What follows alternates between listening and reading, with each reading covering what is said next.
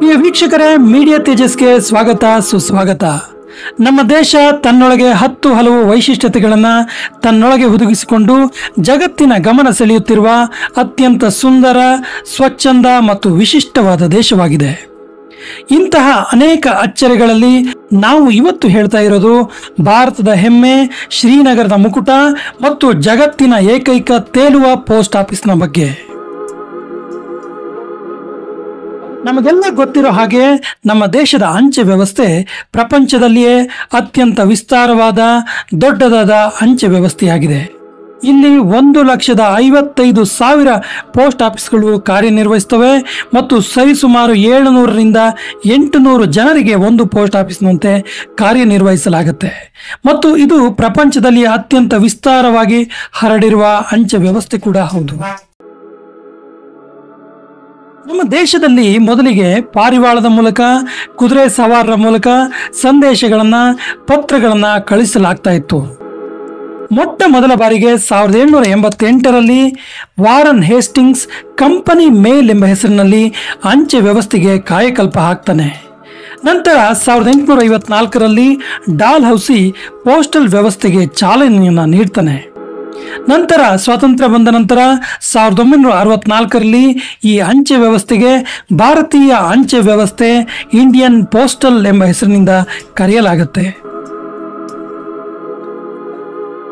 ಇಂತಹ ಭಾರತೀಯ ಅಂಚೆ ವ್ಯವಸ್ಥೆ ಅನೇಕ ಸೇವೆಗಳನ್ನು ಒದಗಿಸುತ್ತಾ ಭಾರತೀಯರ ಜನಮಾನಸದಲ್ಲಿ ಶಾಶ್ವತವಾದ ಸ್ಥಾನವನ್ನು ಪಡೆದಿದೆ.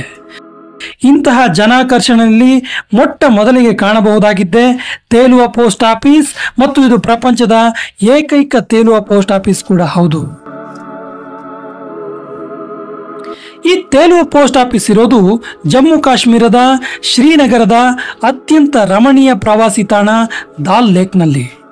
ಜಮ್ಮು ಕಾಶ್ಮೀರದ ಶ್ರೀನಗರ ಭಾರತದ ಪ್ರವಾಸಿ ಕ್ಷೇತ್ರದ ಮುಕುಟದಂತಿದ್ದು, ಇಲ್ಲಿನ ದಾಲ್ ಲೇಕ್ನಲ್ಲಿರುವ ತೇಲುತ್ತಿರುವ ವಿಶ್ವದ ಏಕೈಕ ತೇಲುವ ಪೋಸ್ಟ್ ಆಫೀಸ್ ಈ ಮುಕುಟದಲ್ಲಿ ಹೊಳೆಯುವ ವರ್ಣರಂಜಿತ ಮಣಿಯಂತೆ ರಾರಾಜಿಸ್ತಾ ಇದೆ.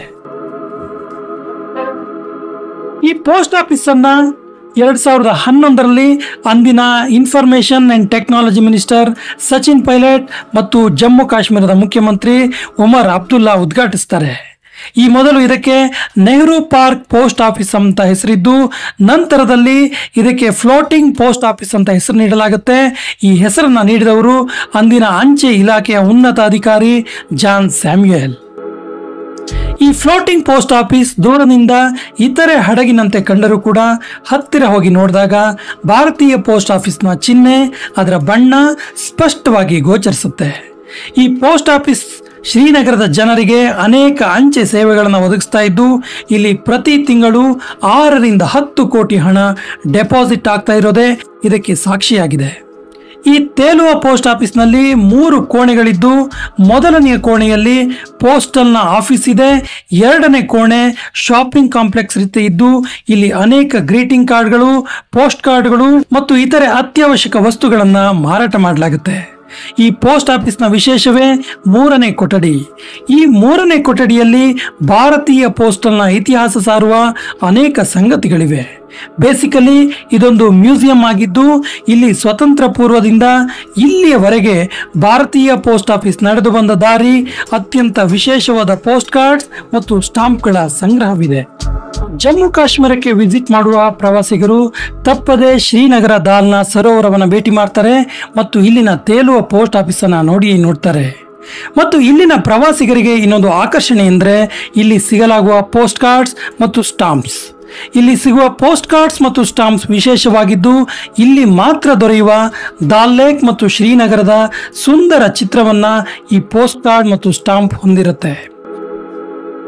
ಮತ್ತು ಇಲ್ಲಿ ಬರುವ ಪ್ರವಾಸಿಗರು ಈ ಸುಂದರ ಪ್ರಕೃತಿಯ ಮಧ್ಯೆ ತೇಲುವ ಪೋಸ್ಟ್ ಆಫೀಸ್ನಿಂದ ತಮ್ಮ ಪ್ರೀತಿ ಪಾತ್ರರಿಗೆ ಪತ್ರವನ್ನು ಕಳಿಸ್ತಾರೆ. ಹೀಗೆ ಪ್ರವಾಸಿಗರಿಗೆ ಅತ್ಯಂತ ಆಕರ್ಷಣೀಯ ಕೇಂದ್ರವಾಗಿಯೂ ಜಗತ್ತಿನ ಏಕೈಕ ತೇಲುವ ಪೋಸ್ಟ್ ಆಫೀಸ್ ಎಂಬ ಹೆಗ್ಗಳಿಕೆಯಿಂದಲೂ ಈ ನೌಕೆ ದಾಲ್ ಸರೋವರದಲ್ಲಿ ತೇಲುತ್ತಾ ಇದೆ ಮತ್ತು ಆ ಮೂಲಕ ಭಾರತೀಯರ ಹೃದಯ ಸಾಮ್ರಾಜ್ಯದಲ್ಲಿ ರಾರಾಜಿಸ್ತಾ ಇದೆ. ಪ್ರಿಯ ವೀಕ್ಷಕರೇ, ಈ ತೇಲುವ ಪೋಸ್ಟ್ ಆಫೀಸ್ ಇನ್ನು ನೂರಾರು ಶತಮಾನಗಳ ಕಾಲ ಈ ಸರೋವರದಲ್ಲಿ ತೇಲ್ತಾ ಇರಲಿ, ಪ್ರಪಂಚದಾದ್ಯಂತ ಜನರನ್ನ ಇನ್ನು ಹೆಚ್ಚು ಹೆಚ್ಚು ಸೆಳೆಯುತ್ತಿರಲಿ ಮತ್ತು ನಮ್ಮ ದೇಶದ ಪ್ರಕೃತಿ ಸೌಂದರ್ಯ, ಕೀರ್ತಿ, ವೈಭವವನ್ನು ಸಾರುತ್ತಾ ಇರಲಿ ಎಂಬುದೇ ನಮ್ಮ ಆಶಯ. ಮುಂದಿನ ವಿಡಿಯೋದಲ್ಲಿ ಇನ್ನೊಂದು ಇಂಟ್ರೆಸ್ಟಿಂಗ್ ಫ್ಯಾಕ್ಟ್ ನೊಂದಿಗೆ ಎದುರಾಗ್ತೀನಿ. ಜೈ ಹಿಂದ್, ಜೈ ಕರ್ನಾಟಕ.